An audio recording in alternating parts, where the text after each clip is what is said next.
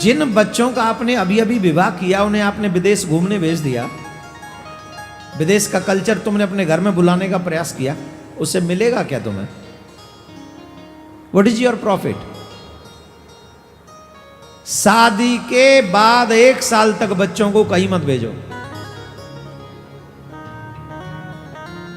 शादी के 1 साल तक बच्चों को सत्संग सुनवाओ ज्यादा ज्यादा, और कुछ ना कर पाए घर में ही बैठ के रामायण पढ़वाओ। बोले बेटी तू तो सीता का पढ़ ले, बेटा तू राम को पढ़ ले।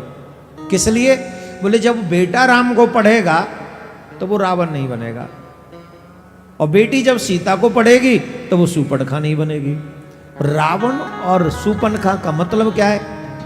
रावण ने एक ही काम किया, पराई स्त्री का हरण किया, और सूर्पणखा ने भी एक काम किया, पराई पुरुष पे नजर रखी। और यही घर के बिगाड़ने के सबसे सरल काम है। मना कर दो अगर मैं गलत कह रहा हूं तो। रामायण सूर्पणखा के लिए क्या कहती है? क्या कहती है रामायण? राम जी से कोई परिचय नहीं है, पहली बार राम जी को देख रही है, और देखते ही क्या कहती है? तुम सम पुरुष नमो नारे, तुम सम पुरुष नमो नारे। ये संयोग विधि रचा विचारी, ये संयोग विधि रचा विचारी।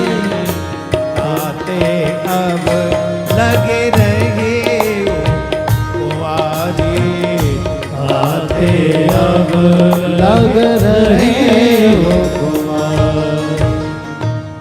राम जी से पहली बार मिल रही है, कोई बात न करे, ध्यान से सुनो इधर।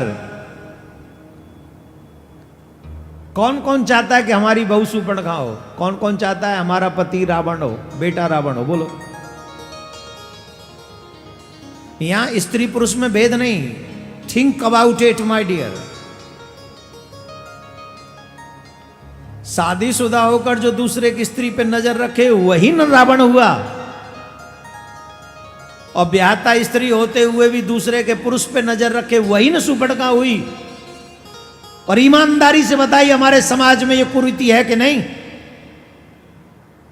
बोलो है कि नहीं? ये मॉडर्न संस्कारों ने, पाश्चात्य कल्चर ने हमें दिया तो यही है ना, जिसके पीछे हम फिदा हैं। क्यों हमारे समाज में राम की पूजा आज भी होती है?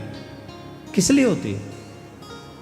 इसलिए मैं कह रहा हूं कि जब विवाह होकर आए, अगर विदेशों में भेजोगे विवाह होते ही, तो ऐसे संस्कार लेके आएंगे, बेटा बेटी दोनों। और अगर बैठाल के कहोगे कि बेटी तू सीता जी को पढ़ ले, और बेटा तू कम से कम राम जी को पढ़ ले, दोनों जने पढ़ो। इसलिए पढ़ो क्योंकि तुम्हारा घर कभी टूटे ना। 1 साल तक इनका स्वाध्याय कर लो, और इसके बाद जहां मन करे घूमना, क्योंकि रामायण फिर तुम्हें भटकने नहीं देगी, रामायण तुम्हें संभाल के रख लेगी।